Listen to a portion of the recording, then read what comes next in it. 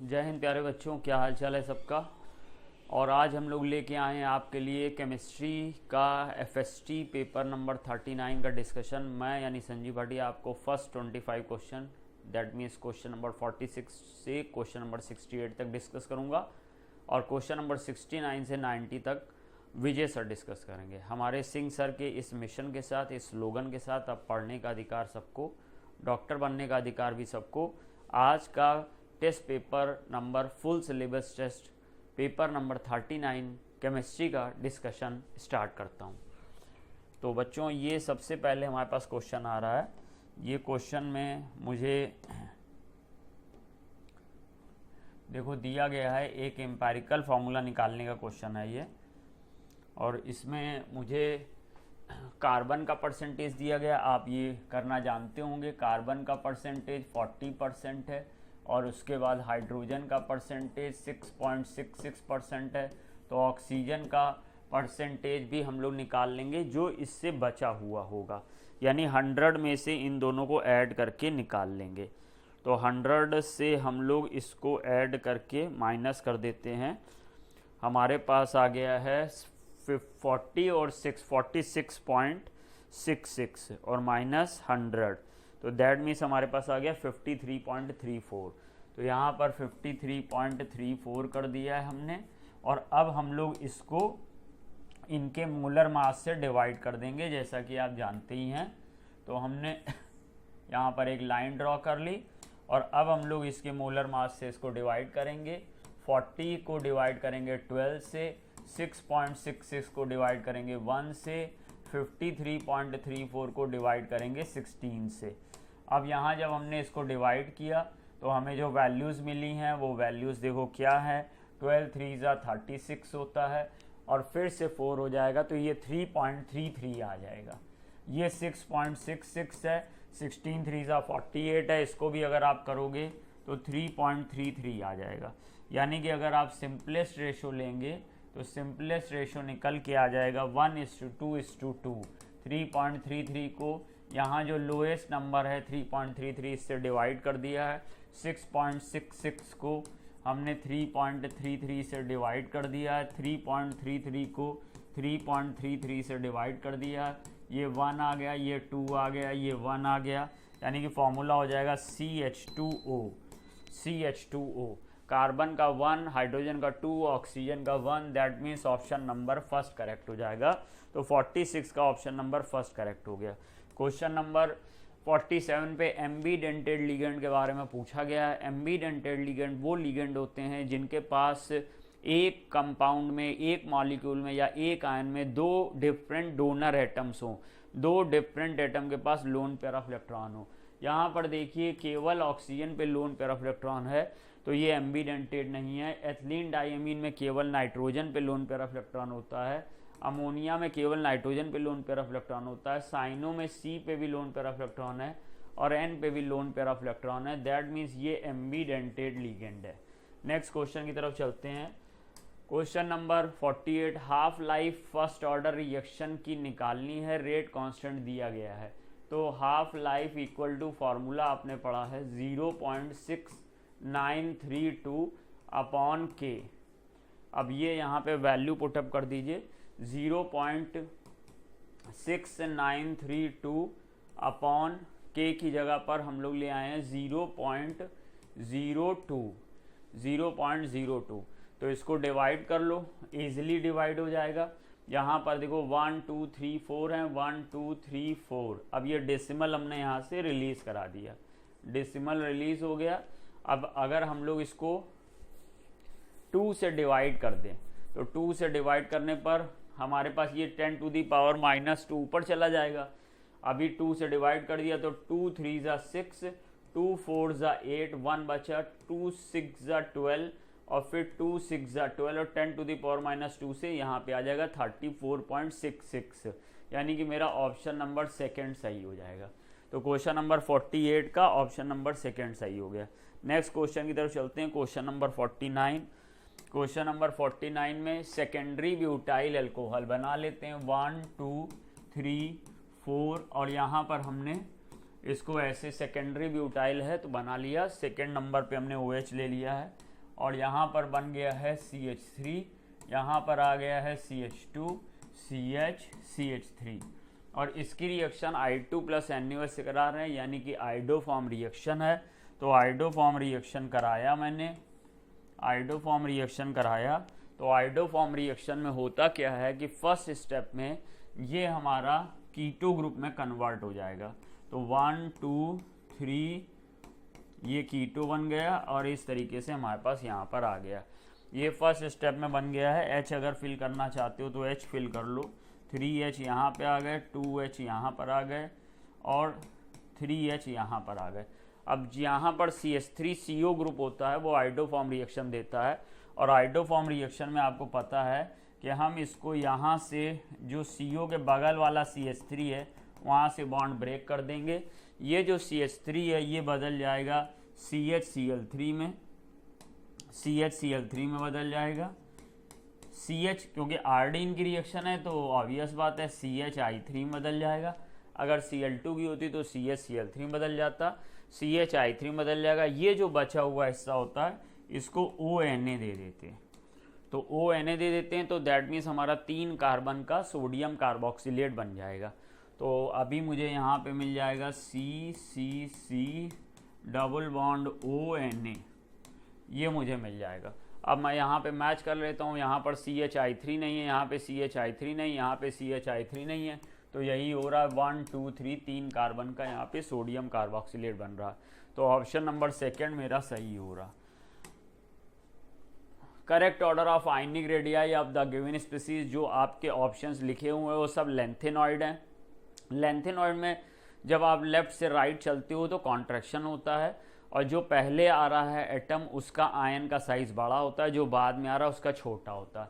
जैसा हम जानते हैं पहला मेंबर होता है सीरियम लेंथेनॉइड में, फिर प्रेसियोडीमियम और फिर नियोडीमियम। तो नियोडीमियम देखिए पहले मिल गया। फिर हम लोग आगे इस तरीके से जाते हैं तो डाइस्पोरोसियम आता है, और डाइस्पोरोसियम के पहले टर्बियम यानी गैडोलिनियम के बाद टर्बियम दूसरे नंबर पे आ रहा, और थोलियम येटरबियम लास्ट में आता है, लूटेटियम तो ये लास्ट में आता है। तो सबसे बड़ा ये है, उससे छोटा ये है, उससे छोटा ये है। फर्स्ट ऑप्शन सही हो जाएगा 50 का। नेक्स्ट क्वेश्चन 51, यहाँ पे हमें मैच द फॉलोइंग करना है। देखो ये 3 डिग्री अल्कोहल है तो ल्यूकास टेस्ट इसको देना चाहिए। तो ल्यूकास टेस्ट में तुरंत टर्बिडिटी दे देता है ल्यूकास रीजेंट के साथ, तो A का सेकंड हो जाएगा। A का सेकंड 2 जगह दिया हुआ है, फोर्थ ऑप्शन में, फर्स्ट ऑप्शन में। तो आगे बढ़ जाते हैं। फिनॉल जो होता है वो ब्रोमीन वाटर के साथ वाइट कलर का प्रेसिपिटेट देता है, तो ये यहाँ पे B का थर्ड हो जाएगा। B का थर्ड यहाँ भी दिया, B का थर्ड यहाँ नहीं दिया हुआ, हाँ B का थर्ड यहाँ भी दिया हुआ। फिर हमें आगे बढ़ना है, और ये हमारा CH3 CH2 CHO है, तो ये एक एल्डिहाइड है, तो ये टॉलेंस टेस्ट देगा या सिल्वर मिरर टेस्ट देगा। तो C का फोर्थ हो जाएगा। C का फोर्थ यहाँ पर है तो फोर्थ ऑप्शन सही हो जाएगा। अब बचा ये देखो, ये वाला जो अल्कोहल है बेंजिल अल्कोहल, ये 1 डिग्री प्राइमरी अल्कोहल है। अब तुम्हें तो पता है 1 डिग्री 2 डिग्री और 3 डिग्री में RBC, हम ये RBC रेड ब्लड कार्पसल्स नहीं है, यह RBC मीन्स है कि अगर प्राइमरी 1 डिग्री अल्कोहल है तो विक्टर मेयर में रेड कलर देता, सेकेंडरी 2 डिग्री अल्कोहल है तो ब्लू कलर देता, टर्शरी 3 डिग्री अल्कोहल है तो कलर लेस होता है। तो ये RBC से ऐसे याद रखना है, इसलिए हमारा 51 का फोर्थ ऑप्शन करेक्ट हो जाएगा। नेक्स्ट क्वेश्चन की तरफ चलते हैं। क्वेश्चन नंबर, ये देखो सिंपल है, ये मेथिल अल्कोहल का इंडस्ट्रियल प्रिपरेशन है, यहाँ ZNO और Cr2O3 कैटालिस्ट होना चाहिए, तो फोर्थ ऑप्शन हो जाएगा। फिर हम लोग क्वेश्चन नंबर 53 पे चलते हैं। एसिडिक स्ट्रेंथ बताना है। एसिटिक एसिड की एसिडिक स्ट्रेंथ फिनॉल से ज़्यादा होती है और एथिल अल्कोहल की सबसे कम होती है, तो फर्स्ट ऑप्शन हो जाएगा। क्वेश्चन नंबर 54 में बेसिक एमिनो एसिड लाइसिन होता है, ग्लूटामिक एसिड एसिड है, ये आप सब देख सकते हैं। अगर किसी एमिनो एसिड में, हर एमिनो एसिड में अल्फा एमिनो एसिड जो हमारा होता है, एक NH2 ग्रुप एक COH ग्रुप होता है। जैसे सबसे बेसिक हमारा ग्लाइसिन है, तो ग्लाइसिन में एक NH2 एक COH है। अगर same number of NH2 group और same number of COH group हो तो वो न्यूट्रल एमिनो एसिड होता है। लेकिन अगर हमारा 2 COH ग्रुप हैं और एक NH2 है तो वो एसिडिक एमिनो एसिड होगा। 2 NH2 ग्रुप हैं, एक COH है, तो फिर हमारा वो बेसिक होगा। यानी कि जो हमारा ये आप लोग को पता है, ये हमारा COH और NH2RH, ये हमारा एमिनो एसिड का बेसिक स्ट्रक्चर है। और अब ये जो R है, अगर इस R में ना तो NH2 है ना तो COH ग्रुप है, तो ये न्यूट्रल एमिनो एसिड है। अगर इस R में NH2 ग्रुप आ रहा है इसके अतिरिक्त, तो ये बेसिक एमिनो एसिड हो जाएगा। और अगर इस R में COH ग्रुप आ रहा है इसके अतिरिक्त, तो ये एसिडिक एमिनो एसिड हो जाएगा। तो लाइसिन हमारा बेसिक एमिनो एसिड होता। क्वेश्चन नंबर 55, DNA में जो साइटोसिन होता है, साइटोसिन किससे जुड़ता है? ग्वानीन से जुड़ता है। तो ये ग्वानीन बेस से जुड़ेगा। C फॉर साइटोसिन है, और ये G फॉर ग्वानी। और C के साथ आपको पता है कि 3 हाइड्रोजन बॉन्ड बनते हैं, और A के साथ एडेनिन के साथ थाइमीन आएगा, और साइटोसिन के साथ ग्वानीन आएगा। तो ये ग्वानीन के साथ 3 हाइड्रोजन बॉन्ड बनते हैं। तो G दैट मीन्स यहाँ पर आ जाएगा ये, और फिर हमारा यहाँ पर साथ में आ गया 3 हाइड्रोजन बॉन्ड। ये देखिए ये स्ट्रक्चर हमने बनाया। एडेनिन थाइमिन में डबल ले लो और इसमें ट्रिपल ले लो।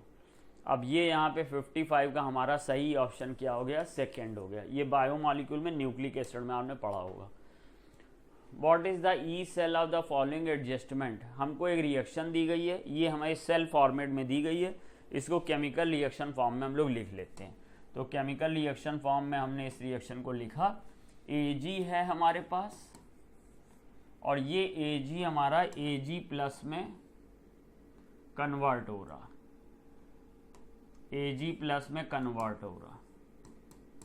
और ये हमारा इसकी जो मोलैरिटी है 1 2 3 4 10 टू द पावर -4 है। और जो Mg2 प्लस आयन है, Mg2 प्लस आयन है, उसकी मोलैरिटी 0.13 मोलर है, और ये Mg सॉलिड में बदल रहा है। सॉलिड की कोई मोलैरिटी नहीं होती या 1 होती है, Ag सॉलिड है ये। अब इस रिएक्शन के लिए हमें नस्ट इक्वेशन लिखनी है, तो हम लोग ने नस्ट इक्वेशन लिखा E, हमें शायद E ही निकालना है, इसमें E निकालना है। E नॉट मुझे दिया गया 3.17 माइनस 0.0591, यहाँ पे कहीं इन्होंने अपना डेटा तो दिया नहीं है, तो 0.0591 upon n। n means number of electron. देखो Mg2 प्लस है, Mg में 2 इलेक्ट्रॉन गेन कर रहा है। Ag 2 मोल आएगा तो 2 मोल इलेक्ट्रॉन का लॉस करेगा, तो अभी यहाँ पर 2 आ जाएगा लॉग।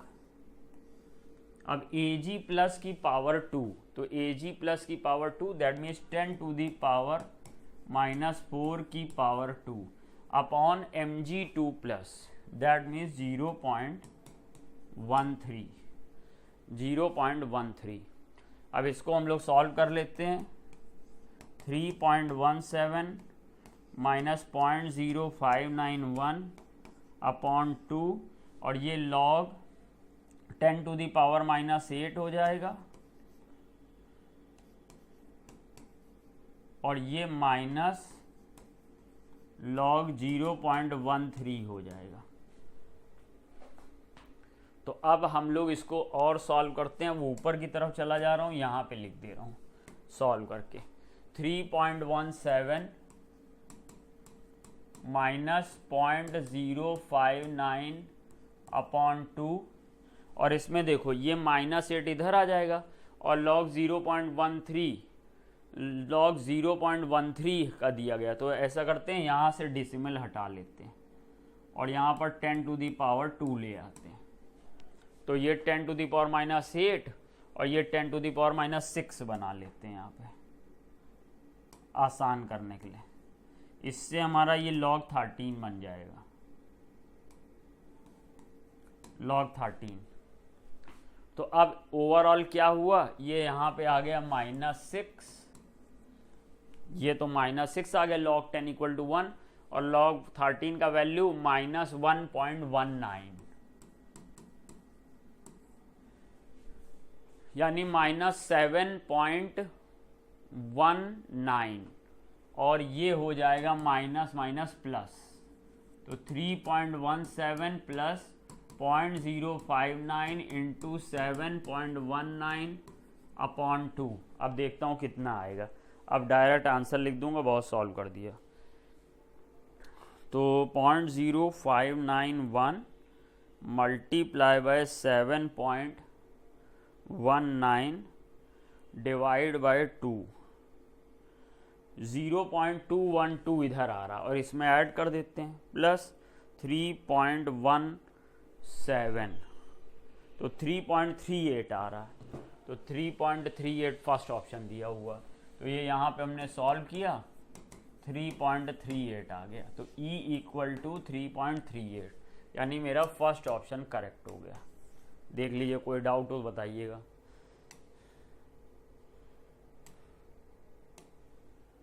क्वेश्चन नंबर 57, देखो यहाँ पे हमको ortho dichlorobenzene, Meta dichlorobenzene, para dichlorobenzene का बॉइलिंग पॉइंट का ऑर्डर पूछा गया। अब ये एनसीईआरटी से उठाया गया। एनसीईआरटी में मेल्टिंग पॉइंट और बॉइलिंग पॉइंट दोनों का ऑर्डर दिया गया।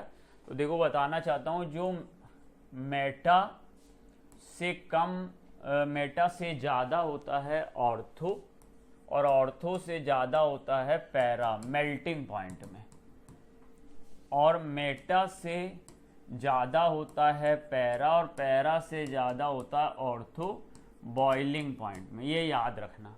और इसके लिए ये ट्रिक है कि देखो, मेटा मतलब मर गया, एम फॉर मर गया, एम फॉर मेटा, तो जो मर गया वो सबसे कम होगा। तो मेल्टिंग पॉइंट और बॉइलिंग पॉइंट डाइक्लोरोबेंजीन में मेटा का सबसे कम होता है। अब जहाँ तक बात आती है पैरा और ऑर्थो में, तो एक बार पैरा टॉप पे रहेगा, एक बार ऑर्थो टॉप पे रहेगा।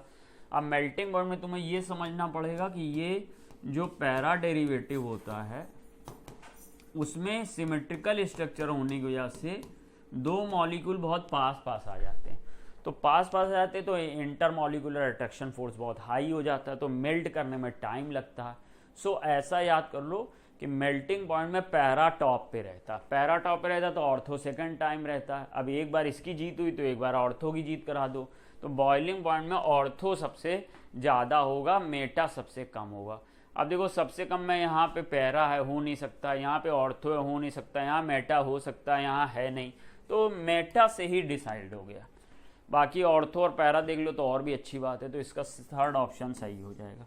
क्वेश्चन नंबर 58 में SN2 मैकेनिज्म में जितना कम क्राउडिंग होता है, या 1 डिग्री वाला SN2 देता, 3 डिग्री वाला SN1 देता। क्राउडिंग सबसे कम इसमें और 1 डिग्री भी है, इसलिए ऑप्शन फर्स्ट हो जाएगा। ये 2 डिग्री है, SN1 SN2 दोनों दे सकता है।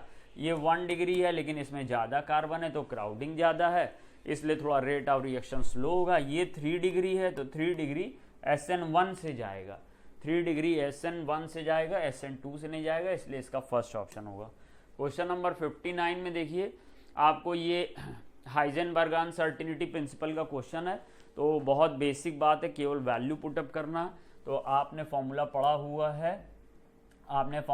हुआ है, delta V into delta X equal to H upon 4 pi M, H upon 4 pi M, ये आपने फॉर्मूला पढ़ा हुआ है। मेरे को यहाँ पे क्या निकालना, अनसर्टेनिटी इन वेलोसिटी। तो अनसर्टेनिटी इन वेलोसिटी निकालनी है। वैल्यूज पुटअप करूँगा, H की जगह पे 6.6 इंटू 10⁻⁻34 जूल सेकेंड रख दिया है, 4 ले लिया है, पाई की जगह पे 3.14 ले लिया है, मास की जगह पे मुझे यहाँ पर 9.1 इंटू 10⁻⁻31 किलोग्राम दिया गया है। और अनसर्टेनिटी इन पोजीशन ये आ जाएगी 10⁻⁻8 दी हुई है, 10⁻⁻8 दी गई है। अब अगर मैं इसको थोड़ा सा और इजी फॉर्मेट में लिख लेता हूँ, तो और इजी फॉर्मेट में लिखने के लिए मैंने क्या किया कि इसको 2 से डिवाइड कर दिया। तो इसको मैंने 2 से, या अभी मैं ऐसे रहने देता हूँ, कैलकुलेटर्स कर लूँगा, वो आप बाद में कर लीजिएगा। पहले मैं पावर सॉल्व कर लेता हूँ। ये 10⁻⁻34 है, ये जाएगा ऊपर 10⁻31 हो जाएगा, ये ऊपर जाएगा 10⁻8 हो जाएगा, और अब नीचे बचा 4 इंटू 3.14 इंटू 9.1। अब पार की अगर बात करें तो ये 31 और 8 39 हो गया, और 34 में तो ये 10⁵ यहाँ से बचेगा। तो 10⁵ के टर्म्स में अब ये तो हो नहीं सकते, ये दो तो हो नहीं सकते। अब ये पॉसिबिलिटी है, इन दोनों में कोई एक होगा। तो अब पहले इसको सॉल्व कर निकाले, 5.8 आना ही चाहिए, तो 5.8 तो आएगा ही आएगा। तो 5.8 10⁻³ आ रहा है। अब 10⁸ तो नहीं आएगा, क्योंकि 10⁵ यहाँ आ रहा और नीचे नंबर बड़ी है। तो मुझे लगता है सेकेंड ऑप्शन होगा। अंदाज़ा लगा लिया, ऐसे आपको सॉल्व भी नहीं करना पड़ेगा, क्योंकि सब में 5.8 है, तो पावर से ही आपको आइडिया लग जाएगा। फिर भी हम लोग सॉल्व करके देख लेते हैं। तो अभी मेरे पास आ गया 6.6 divided by 4 divided by 3.14 divided by 9.1। तो ये मेरे को मिल रहा है 0.0577 इंटू 10⁵। तो अगर इसमें से 10⁻² का इसमें मल्टीप्लाई कर दें तो 5.77 यानी कि 5.8 इंटू 10⁻³ आ जाएगा। इस तरह से मेरा सेकंड ऑप्शन सही हो जाएगा। नेक्स्ट, यानी कि आप केवल वैल्यू पुटअप करके पावर से भी अंदाज़ा लगा सकते थे, क्योंकि सब में 5.8 था, तो उससे फ़र्क नहीं पड़ेगा। नेक्स्ट क्वेश्चन की बात करते हैं। इसके लिए आपने पढ़ा हुआ है डेल्टा टी इक्वल टू होता है डेल्टा ओ 4/9। अब आपको यहाँ पर delta O means crystal field stabilization energy of octahedral complex. अब इसमें ऑक्टाहेड्रल कॉम्प्लेक्स का 18,000 दिया, तो 18,000 ले लिया, और 4/9। अब 9 से किया 2000 आया, 4 से मल्टीप्लाई किया 8000 आ गया।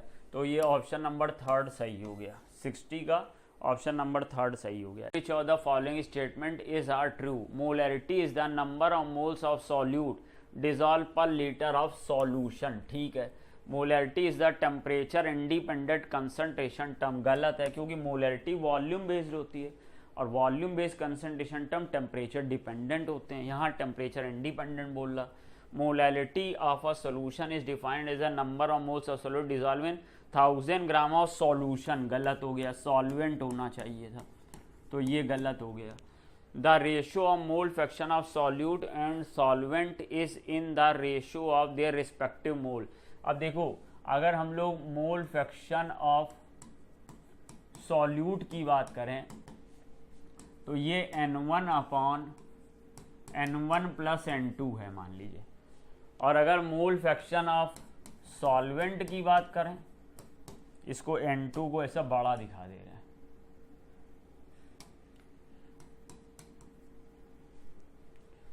तो ये हमारा हो जाएगा N2 अपॉन फिर से N1 प्लस N2। और अगर इसको डिवाइड कर दें, डिवाइड कर दिया, तो डिवाइड करने पे ये N1 N2 कैंसिल हो जाएगा। तो mole fraction of solute upon mole fraction of solvent equal to हो जाएगा mole of solute upon mole of solvent. तो that means the ratio of mole fraction of solute and solvent is the ratio of their respective mole. जी हाँ, बिल्कुल सही, ये बात भी सही हो गई। तो ए और डी सही है, बी और सी गलत है। तो ए और डी यानी कि सेकंड ऑप्शन सही हो जाएगा। क्वेश्चन नंबर 61 का सेकंड ऑप्शन सही हो जाएगा। नेक्स्ट क्वेश्चन की तरफ चलते हैं। For any H like species the ratio of first second and third orbit is. किसका रेशियो ले रहा? रेडियाई का। तो अभी हम लोग को रेडियाई का जनरल फॉर्मूला पता है। Radii equal to R naught into आ जाएगा हमारा n स्क्वायर अपॉन जेड, ये फॉर्मूला। तो जेड हाइड्रोजन के लिए सबका सेम है, आर नॉट सबका सेम है, तो केवल N1 स्क्वायर पर ये डिपेंड कर रहा, N1 स्क्वायर पर डिपेंड कर रहा। तो फर्स्ट शेल का 1 1 जा 1 होगा, सेकेंड शेल का 2 2 जा 4 होगा, थर्ड शेल का 3 3 जा 9 होगा। तो 1:4:9 62 का फर्स्ट होगा, 62 का फर्स्ट हो जाएगा बेटा। Question number 63, negative electron gain enthalpy of fluorine is greater than chlorine. Wrong हो गया, क्योंकि फ्लोरीन और क्लोरीन में क्लोरीन की -350 के आसपास, इसकी -330 के आसपास होती है किलो जूल पर मोल। तो दैट मीन्स क्लोरीन की निगेटिव ज़्यादा होती है फ्लोरीन से। यहाँ लिख रहा फ्लोरीन की ज़्यादा होती है क्लोरीन से। Ionization enthalpy of fluorine is less than chlorine. तो फ्लोरीन की आयनाइजेशन एंथैल्पी क्योंकि साइज छोटा है इसलिए ज़्यादा होती है, और वो कह रहा फ्लोरीन की कम होती है, तो ये भी गलत हो गया। तो बोथ स्टेटमेंट आर इनकरेक्ट। कौन सा आ जाएगा? Both statement first and second are incorrect. Second option सही हो जाएगा। दोनों ही स्टेटमेंट गलत हो गए, दोनों स्टेटमेंट गलत साबित हुए। नेक्स्ट क्वेश्चन की बात करते हैं। क्वेश्चन नंबर 64, कार्बन और CO2 की रिएक्शन और ये CO बन रहा है, केमिकल इक्विलिब्रियम का क्वेश्चन है। चलिए रिएक्शन बनाते हैं। C + CO2G, this gives 2COG। अब इक्विलिब्रियम पे रिलेशन दे रहा है कार्बन मोनोऑक्साइड के प्रेशर का और CO2 का। मान लो इक्विलिब्रियम पर ये है PCO2 पार्शियल और ये है P-CO। तो अब जो Kp होगा वो क्या होगा? CO का पार्शियल प्रेशर इंटू CO का पार्शियल प्रेशर, वो यहाँ 2 है पावर, अपॉन CO2 का पार्शियल प्रेशर। अब क्या करो भाई कि जो यहाँ पर दिया CO 10 CO2 के बराबर होता है, तो यहाँ पे लिख लो 10P partial pressure of CO2, 10P partial pressure of CO2 और पार्शियल प्रेशर ऑफ CO2। तो एक partial pressure of CO2 cancel कर दो। अब ये 10 10 से 100 हो जाएगा। तो पार्शियल प्रेशर, और ये कितना Kp कितना दिया हुआ है भाई? 60 atm दिया गया। तो ये 10 10 से 100, तो partial pressure of CO2 equal to 60/100 यानी कि 0.6 आ गया। तो पार्शियल प्रेशर ऑफ CO क्या आ जाएगा? Partial pressure of CO 10 into partial pressure of CO2 10 into 0.6, that mean 6 आ गया।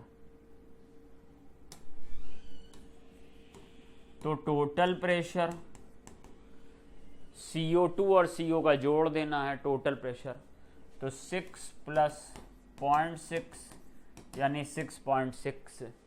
सेकेंड ऑप्शन सही हो गया।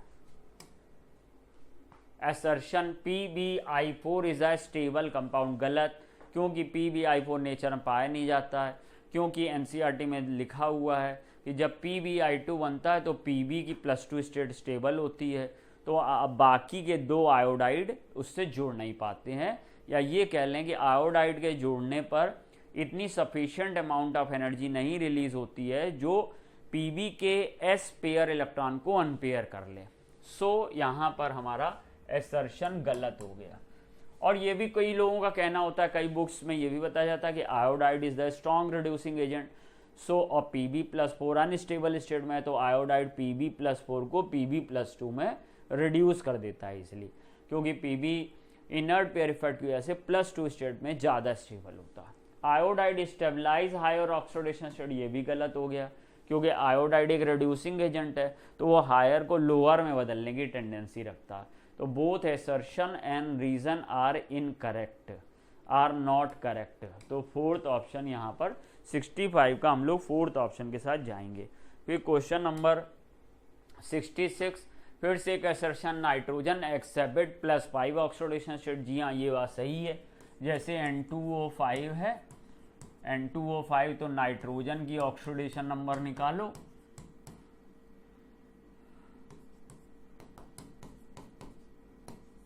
तो ये आ गया +5। लेकिन बस ये ध्यान रखना कि नाइट्रोजन की वैलेंसी 5 नहीं होती है, पेंटावेलेंट नहीं होता। नाइट्रोजन की मैक्सिमम कोवेलेंसी 4 ही होती है, बट यहाँ कोवेलेंसी या वैलेंसी नहीं पूछ रहा, यहाँ तो पूछ रहा है ऑक्सीडेशन नंबर। तो ऑक्सीडेशन नंबर +5 होगी। कुछ बच्चों को यहाँ पर कंफ्यूजन क्रिएट हो सकता है और वो सोच लेंगे कि भाई 5 तो होता नहीं है नाइट्रोजन का और गलती कर जाएंगे। लेकिन वो बेटा जब वैलेंसी या कोवैलेंसी की बात करें तब आपको 5 नहीं करना है। Nitrogen does not form pentahalide, हाँ ये बात बिल्कुल सही है, नाइट्रोजन पेंटाहेलाइड नहीं रखता है, लेकिन ये इसका करेक्ट रीज़न नहीं है।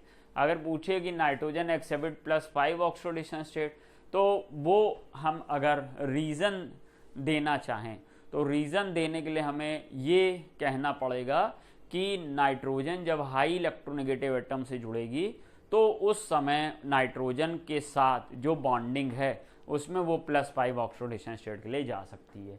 या ये भी कह सकते हैं कि 5th ए ग्रुप की 2 पॉसिबल ऑक्सीडेशन स्टेट होती है जनरली, +3 +5, जिसमें स्टेबल +5 है, तो नाइट्रोजन +5 ऑक्सीडेशन स्टेट दे सकता है। नाइट्रोजन पेंटाहेलाइड नहीं बना पाएगा क्योंकि अभी मैंने बताया नाइट्रोजन की मैक्सिमम कोवैलेंसी 4 है, तो 5 कोवैलेंसी नहीं बन सकती है। लेकिन ये करेक्ट रीज़न नहीं है। Both assertion and reason are correct but R is not a correct explanation of A, इसलिए हम लोग सेकेंड ऑप्शन के साथ 66 में जाएंगे। अब नेक्स्ट क्वेश्चन की बात करते हैं, क्वेश्चन नंबर 67। चलिए भाई बनाते हैं। ये C6H5NH2 दिया हुआ है और HNO2 के साथ रिएक्शन कराई तो ये डायजोटाइजेशन हो गया, C6H5N2Cl बन गया।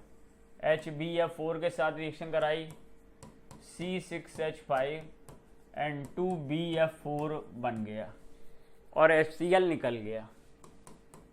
इसको हीट किया, हीट करने पर C6H5F मिल गया, N2 मिल गया, BF3 मिल गया।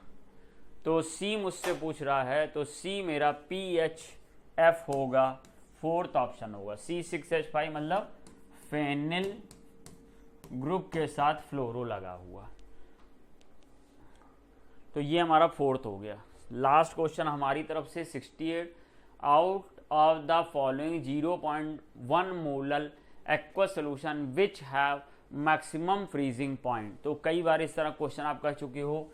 फ्रीजिंग पॉइंट इनवर्सली प्रोपोर्शनल होता है चेंज इन फ्रीजिंग पॉइंट के या डिप्रेशन इन फ्रीजिंग पॉइंट के, इनवर्सली प्रोपोर्शनल होता है। और ये बच्चा मेरे डिपेंड करता है molality into want of factor I पर। यानी अब ये हुआ कि जितना मोलैलिटी कम या जितना आई कम होगा फ्रीजिंग पॉइंट उतना ज़्यादा होगा। अब मोलैलिटी तो सब में सेम हो गई। आई फैक्टर की बात अगर करें तो आई फैक्टर यहाँ पे ये नॉन इलेक्ट्रोलाइट है तो 1 है। पोटेशियम क्लोराइड एक स्ट्रॉन्ग इलेक्ट्रोलाइट है, बाइनरी है, एक K प्लस एक Cl माइनस बनाएगा, I2 है। सोडियम सल्फेट में I3 है क्योंकि Na2SO4 3 आयन बनाएगा, 2 Na plus 1 sulphate. Aluminium sulphate 5 ion बनाएगा, 2 Al3 प्लस और 3 सल्फेट माइनस, इसलिए सबसे कम है फर्स्ट का I, इसलिए I का यानी कि ग्लूकोज का फ्रीजिंग पॉइंट मैक्सिमम होगा। तो बच्चों मेरे वाले पार्ट के फर्स्ट 23 क्वेश्चन 46 से 68 तक मैंने डिस्कस कर लिए। आगे क्वेश्चन हमारे प्यारे विजय सर डिस्कस करेंगे। तो उम्मीद है बच्चों आप लोग समझ रहे होंगे और आप लोगों को ये सेशन हेल्पफुल रहा होगा। कोई क्वेरी हो, कोई और सुधार हो तो बताइएगा कमेंट बॉक्स में। थैंक यू बच्चों, और इसी तरीके से पढ़ते रहिए और हम लोग के साथ बने रहिए। चलिए बेटा 68 तक संजीव सर ने कर दिया, 69 से स्टार्ट करते हैं। देखो एक सॉल्यूशन है जो बेटा आइसोटोनिक है दूसरे सॉल्यूशन के साथ। यूरिया का सॉल्यूशन आइसोटोनिक है बेटा किसके साथ? एक अननोन सॉल्यूशन के साथ। क्या पूछा? Molecular weight. तो देखो बेटा आइसोटोनिक की कंडीशन लगा लो। आइसोटोनिक की कंडीशन बेटा π1 बराबर π2। यहां सोल्यूट बेटा नॉन इलेक्ट्रोलाइट है तो C1RT इक्वल टू बेटा C2RT। RT कैंसिल बेटा, C1 बराबर C2। C1 क्या होगा? W1 इंटू 1000 अपॉन बेटा M1V1, इधर बेटा क्या होगा W2 into 1000 upon M2 into V2। केवल फार्मूले में बेटा वैल्यू रखनी है। W1 यूरिया वाले में और 20 ग्राम पर लीटर, 20 इंटू 1000 अपॉन 60 इंटू पर लीटर का मतलब बेटा 1000। दूसरा देखो बेटा 10% है, 10 ग्राम इन 100 ml। मॉलिक्यूलर वेट बेटा M2 मान लो, ये 100। सॉल्व कर लो बेटा। देखो ये हजार कैंसिल, ये बेटा 2 जीरो कैंसिल, ये बेटा 1 जीरो कैंसिल, यहां बेटा हो गया 3। तो देखो ये बेटा 100 इंटू 3 कितना आ गया 300। मोलर मास बेटा कितना आ गया 300। नेक्स्ट देखिए, sodium chloride HCl, sodium acetate का मोलर कंडक्टेंस इनफाइनाइट पे दिया। एसिटिक एसिड का बेटा पूछ रहा है। एसिटिक एसिड में बेटा कौन से दो आयन है, एसीटेट आयन और H+। तो बोलो इसमें हम लोग क्या करते हैं, सबको शॉर्टकट मालूम होगा, एसीटेट और H+ वाले बेटा जोड़ दो, सोडियम एसीटेट और HCl वाली वैल्यू बेटा जोड़ दो, NaCl वाली वैल्यू घटा दो, आपका आंसर हो गया। सोडियम एसीटेट की वैल्यू कितनी है Z, ये कितनी है Y, ये कितनी है X, Z plus Y minus X। 70 का आंसर बेटा थर्ड। चलिए नेक्स्ट देखिए,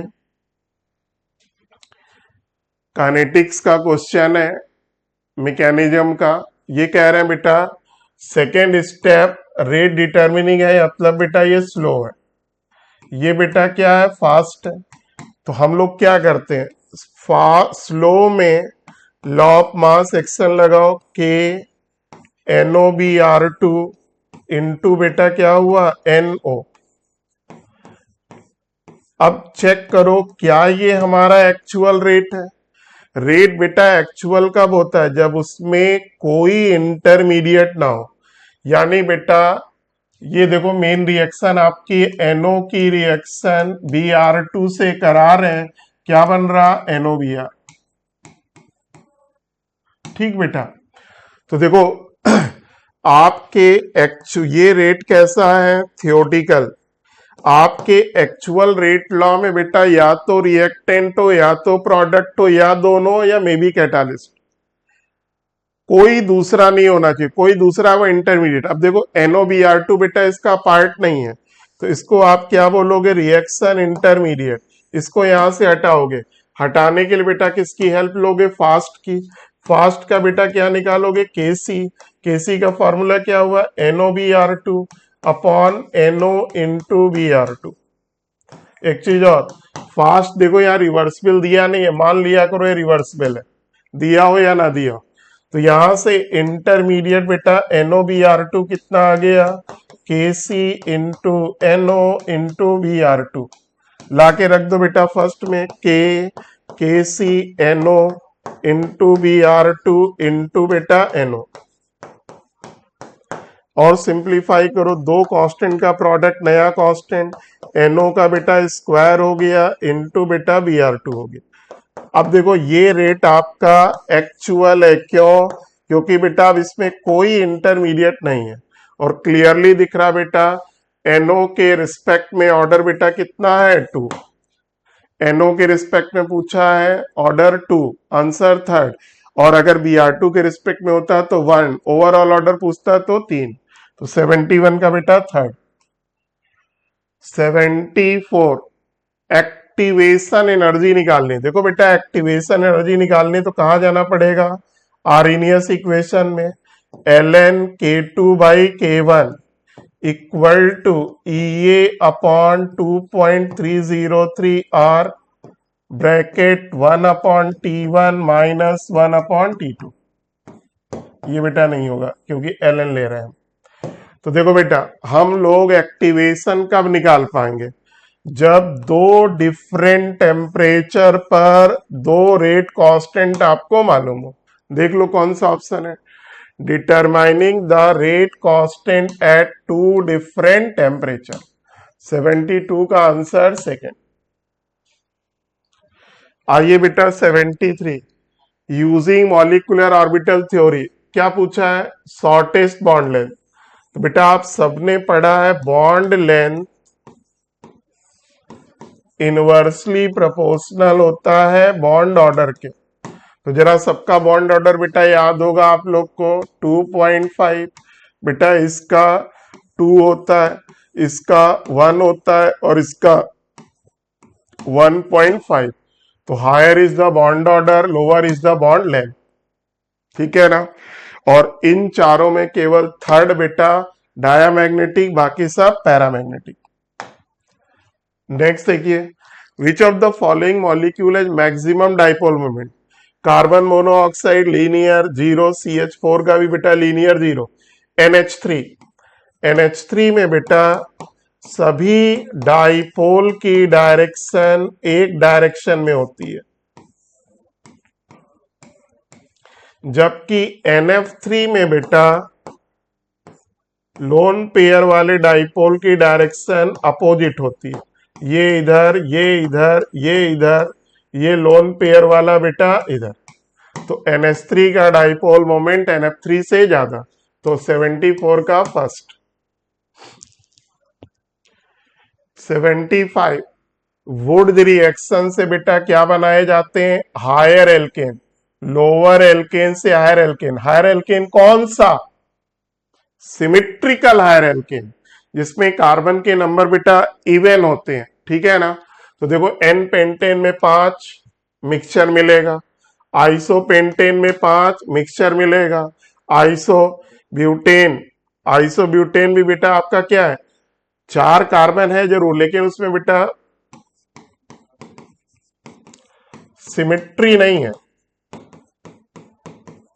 ठीक है ना, सिमिट्री नहीं। अगर इसको बेटा बनाना है आपको तो आइसोप्रोपाइल क्लोराइड, मिथाइल क्लोराइड लेना पड़ेगा, 2 डिफरेंट 3 प्रोडक्ट, ये भी नहीं होगा।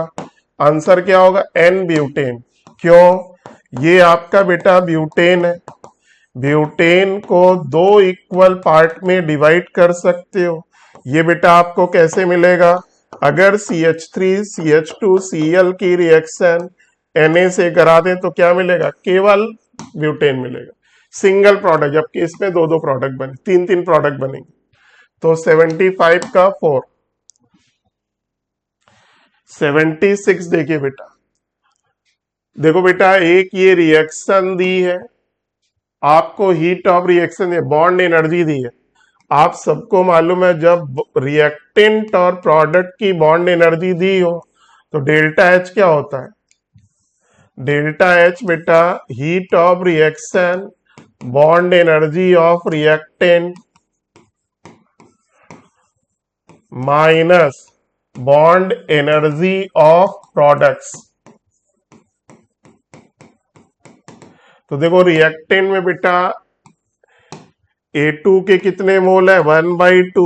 A2 की बॉन्ड एनर्जी बेटा कितनी है? A। B2 की बेटा मोल कितने हैं? 1/2 बॉन्ड एनर्जी B। ये हो गया रिएक्टेंट। प्रोडक्ट में देखो 1 मोल है, उसकी बॉन्ड एनर्जी कितनी है? C। आंसर हो गया A/2 plus B/2 minus C। 76 का 4।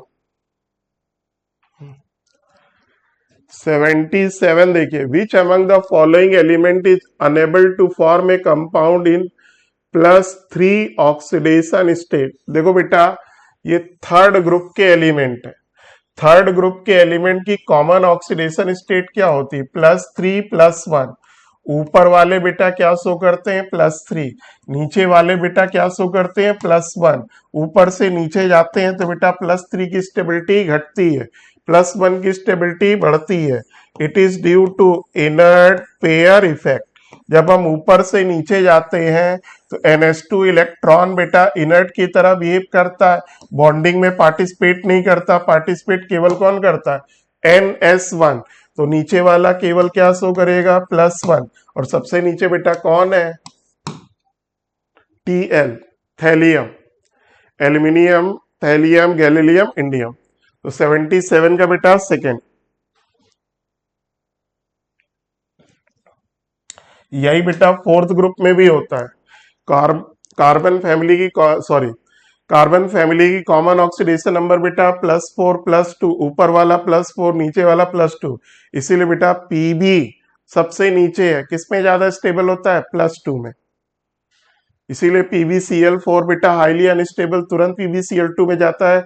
बहुत अच्छा क्या है, ऑक्सीडाइजिंग एजेंट। अब देखो बेटा यहाँ क्रोमियम की ऑक्सीडेशन नंबर +3, यहाँ बेटा क्या है +6। तो देखो बेटा इस प्रोसेस का नाम क्या है, रिडक्शन। रिडक्शन में ये किसका काम कर रहा, ऑक्सीडाइजिंग एजेंट। क्या पूछ रहा है, equivalent weight, molecular weight divide by n factor होता है। n फैक्टर क्या होता है, total change in oxidation number. बोलो एक क्रोमियम के लिए चेंज कितने का, 3। क्रोमियम सल्फेट में बेटा कितने क्रोमियम है, 2, ठीक है ना। तो टोटल कितना हो गया बेटा, 6। तो इक्विवेलेंट वेट बेटा m/6 as a oxidising agent. और H2O2 की अगर आप बात करोगे, ठीक है ना, तो H2O2 की बात करोगे तो बेटा यहां पर ये रिड्यूसिंग एजेंट का काम कर रहा है, नहीं ये बेटा ऑक्सीडाइजिंग एजेंट काम कर रहा है, ये रिड्यूसिंग एजेंट का काम कर रहा है, क्योंकि ये बढ़ रही ना, रिडक्शन नहीं है, ये बेटा ऑक्सीडेशन है। +3 से +6 हो रहा ऑक्सीडेशन, तो ये रिड्यूसिंग एजेंट काम कर रहा है, ये किसका काम करेगा, ऑक्सीडाइजिंग एजेंट। नेक्स्ट देखिए, तो इसका आंसर बेटा क्या हुआ, फोर्थ। आइए 79, which of the following electrolyte will give linear relationship between molar conductivity and square root of. देखो बेटा ये आप सबको मालूम है, जब स्ट्रॉन्ग इलेक्ट्रोलाइट के लिए molar conductance versus √C graph खींचते हैं तो वो बेटा क्या होता है, स्ट्रेट लाइन।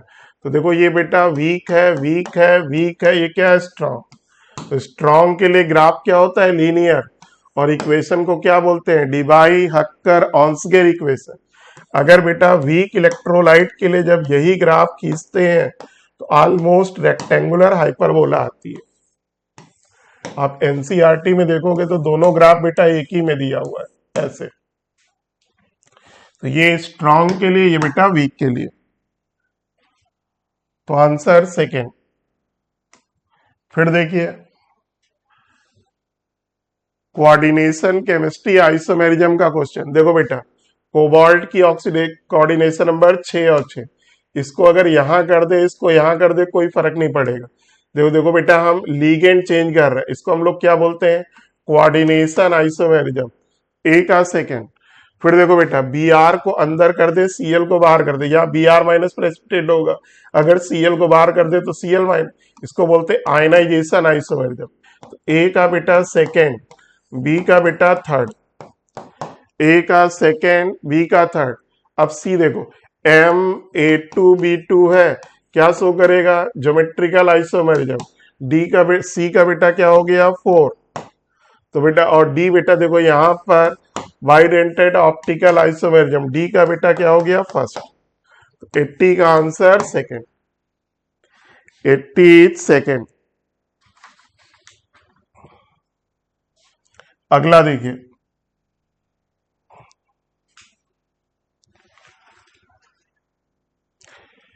#81, ये थोड़ा कंट्रोवर्शियल क्वेश्चन है।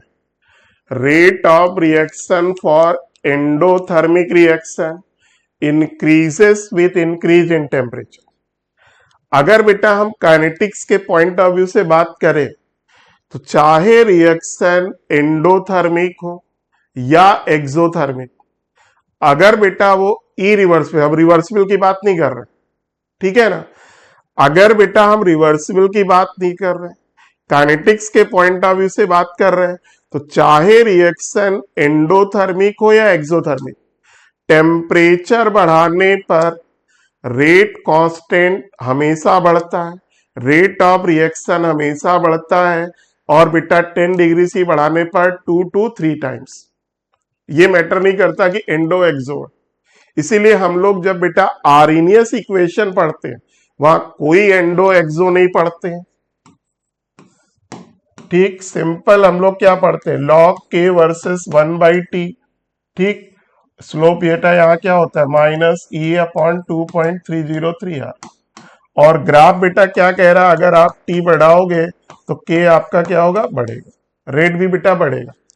ये जनरली इरिवर्सिबल के लिए, जब रिवर्सिबल इरिवर्सिबल मेंशन नहीं होता तो हम लोग जनरली इरिवर्सिबल बात करते हैं रिएक्शन।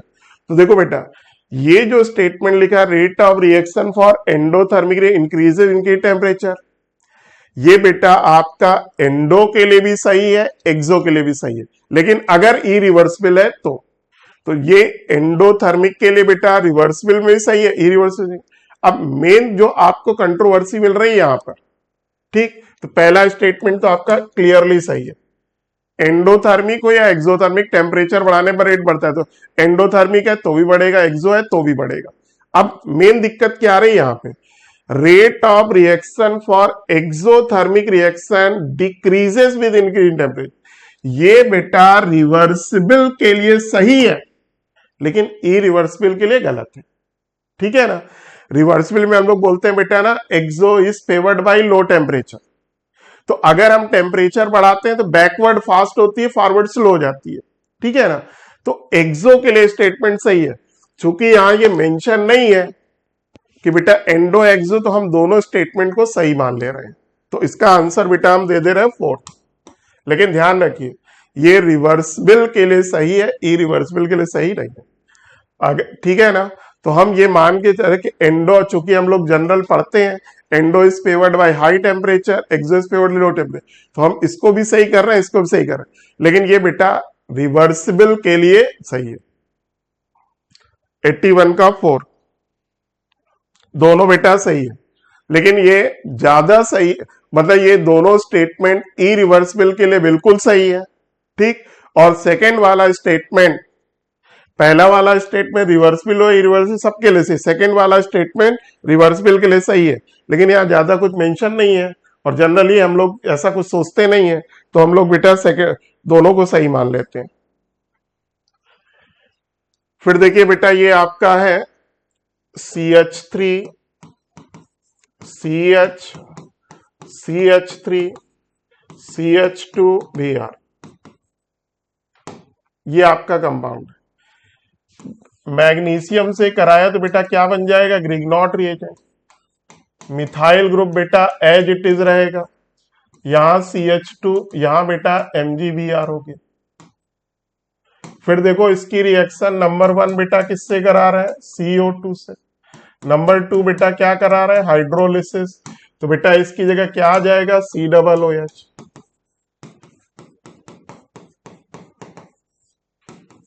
ये बेटा आपकी कार्बोक्सिलिक एसिड बन गई। अब इसका बेटा हम HBZ रिएक्शन करा रहे हैं, Br2 से करा रहे हैं रेड फॉस्फोरस, तो आप सबको मालूम है अल्फा पोजीशन से बेटा हाइड्रोजन हटेगा, और उसकी जगह बेटा क्या आ जाएगा, Br। देख लो कौन सा आंसर है, अल्फा पोजीशन पे Br। देखो ये वाला पोर्शन बेटा एज इट इज, देखो ये एज इट इज है, 82 का आंसर सेकंड। 83 में आइए, maximum number of electron in A subset, जब भी ऐसा क्वेश्चन हो इस पे अटेंशन पे किया करो, ऑर्बिटल में पूछा या सबसेल में। L बराबर 2, N बराबर 3, L बराबर 2, तो कौन सा ऑर्बिटल है बेटा, 3D। 3D है बेटा, तो कितने इलेक्ट्रॉन मैक्सिमम, 10। अगर ऑर्बिटल होता तो कहते 2 इलेक्ट्रॉन, चूंकि सबसेल है तो आंसर बेटा 10। Strongest acid among the following, सबसे देखो बेटा सबसे ज्यादा कौन होगी, फॉर्मिक। फॉर्मिक के बाद बेटा कौन आता है, बेंजोइक। बेंजोइक के बाद कौन आएगा, एसिटिक। एसिटिक के बाद कौन आएगा बेटा, प्रोपेनोइक, क्योंकि उसमें प्लस आई ज्यादा है। ठीक है, तो 84 का फर्स्ट। 85 बहुत आसान है, NO2 -I - R, minus R minus I, तो ए का बेटा फर्स्ट सही है। ओ माइनस, देखो बेटा ओ माइनस कहाँ मिलेगा, रिंग में ओ माइनस यानी फिनॉक्साइड है, ये बेटा प्लस आई का काम करता है, प्लस आर का काम करता है, तो प्लस आर प्लस आई, तो बी का बेटा थर्ड। OCH3, जब बेटा रिंग से OCH3 जुड़ा होता है तो OCH3 बेटा माइनस आई है प्लस आर है, तो प्लस आर माइनस आई, सी का बेटा सेकेंड। अब आइए डी में, डी बेटा CH3 है, CH3 बेटा क्या है प्लस आई, और यहां बेटा नो बॉन्ड रेजोनेंस यानी में हाइपर कॉन्जुगेशन, डी का बेटा फोर्थ। ए का फर्स्ट, बी का थर्ड, सी का सेकेंड, डी का फोर्थ, तो फोर्थ इसका CH3 बेटा देखो यहां पर जैसे टॉल्वीन है ना, तो ये आपका CH3 प्लस आई है, ठीक, और ये क्या शो करता है हाइपर कॉन्जुगेशन, क्या शो करता है बेटा हाइपर कॉन्जुगेशन यानी नो बॉन्ड रेजोनेंस, तो इसका ये हो गया। तो 85 का बेटा फर्स्ट। 86 देख लो, कन्वर्जन है, ये देखो बेटा एन हेक्सेन, ये कैटालिस्ट क्या सजेस्ट कर रहा एरोमेटाइजेशन, तो ए बेटा क्या बन गया बेंजीन, 6 कार्बन का हाइड्रोकार्बन बन गया।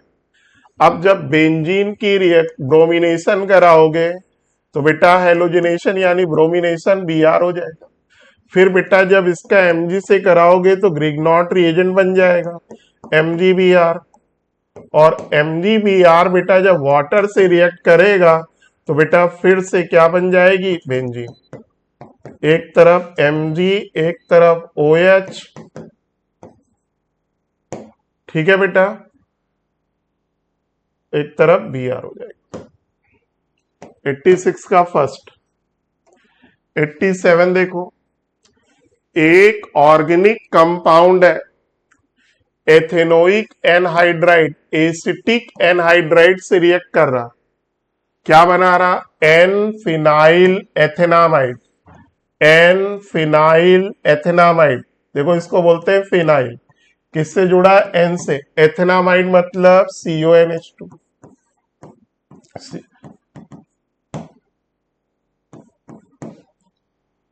तो देखो आपका कंपाउंड X एसिटिक एनहाइड्राइड से रिएक्ट कर रहा, ये वाला कंपाउंड बना रहा, तो अनडाउटली इसको अगर हटा दो, एसिटाइलेशन में बेटा क्या होता क्या है H हट के बेटा ये ग्रुप आता है, यानी X आपका बेटा क्या है एनिलीन है। क्लियर हो गया। अब ये क्या कह रहा X on reaction with chloroform and KOH, बिल्कुल सही है, आइसोसाइनेट टेस्ट देगा, एनिलीन प्राइमरी एमीन है। X on reaction with nitrogen low temperature diazonium salt बनाता है, ये भी सही है। X is more basic than pyridine, देखो बेटा पिरिडीन में नाइट्रोजन का लोन पेयर लोकलाइज है, रेजोनेंस पे पार्टिसिपेट नहीं करता, जबकि एनिलीन में बेटा क्या होता है डीलोकलाइज, और आप सबको मालूम है localise is more basic than delocalise, तो ये बेटा गलत है, फर्स्ट एंड सेकेंड ओनली। 87 का बेटा 2। अब आइए 88, which branch change isomer of hydrocarbon with molecular formula 72 gives only one mono substituted alkyd, केवल एक मोनोक्लोरो डेरिवेटिव दे रहा है, यानी उसके पास बेटा केवल एक टाइप का हाइड्रोजन है, ठीक है ना, आइसोपेंटेन, आइसोपेंटेन, देखो बेटा ये आपका आइसोपेंटेन हो गया, इसके कई बनेंगे, देखो यहां पर ये प्राइमरी है, प्राइमरी है, ये सेकेंडरी है, ये प्राइमरी है, यहां से एक प्रोडक्ट बनेगा, यहां से एक बनेगा, यहां से, करीब 4 प्रोडक्ट ऐसे बन जाएंगे, तो ये बेकार हो गया। नियोपेंटेन में आइए, नियोपेंटेन में देखो बेटा केवल प्राइमरी हाइड्रोजन है और बेटा सिमेट्रिकल है। इस कार्बन के रिस्पेक्ट में चारों की पोजीशन क्या है, सेम, केवल एक टाइप का प्रोडक्ट बनेगा। अब देखो major product of the following, देखो ये वुड रिएक्शन है, यहां से बेटा Cl हटा दो, यहां से Cl हटा दो। जब यहां से Cl हटा Br हटाओगे, यहां से Cl हटाओगे, इस कार्बन की एक वैलेंसी डिस्टर्ब हुई, इसकी एक डिस्टर्ब हो गई, तो क्या हो गया, इन दोनों को बेटा बॉन्ड से जोड़ दो। Answer second. Which among the process is cyclic process, देखो cyclic process, what is cyclic process, जिसमें इनिशियल और फाइनल स्टेट बेटा सेम होता है। जब कोई सिस्टम डिफरेंट स्टेप से गुजरता हुआ अपनी ओरिजिनल स्टेट में वापस आ जाता है, उसको साइक्लिक बोलते हैं। साइक्लिक में बेटा स्टेट फंक्शन का चेंज, स्टेट फंक्शन का चेंज हमेशा 0 होता है। स्टेट फंक्शन का चेंज बेटा कैसे निकालते हैं, फाइनल स्टेट, स्टेट फंक्शन का चेंज कैसे निकालते हैं हम लोग, final state minus initial state. ठीक, साइक्लिक में फाइनल और इनिशियल बेटा क्या होता है, सेम, तो चेंज बेटा क्या होगा, 0। ये बेटा साइक्लिक, सॉरी स्टेट फंक्शन है, स्टेट फंक्शन, स्टेट फंक्शन, ये तीनों 0 होंगे, सही। वर्क बेटा क्या है, पाथ फंक्शन, तो याद रखो वर्क और हीट यानी W और Q साइक्लिक में 0 नहीं होंगे, तो साइक्लिक में 0 कौन नहीं होगा, पाथ फंक्शन, स्टेट फंक्शन बेटा क्या होगा, 0। तो बेटा ये आपका जो 2 तारीख का FLT हुआ बेटा उसका डिस्कशन है। पहले बेटा क्वेश्चन उन्होंने संजीव सर ने करा दिया, बाकी हमने करा दिया, ठीक है। आशा करते हैं कि बेटा हम दोनों लोगों के डिस्कशन से इस क्वेश्चन की जो भी छोटी मोटी क्वेरी होगी वो आपकी दूर हो जाएगी, ठीक है बेटा। Okay, thank you.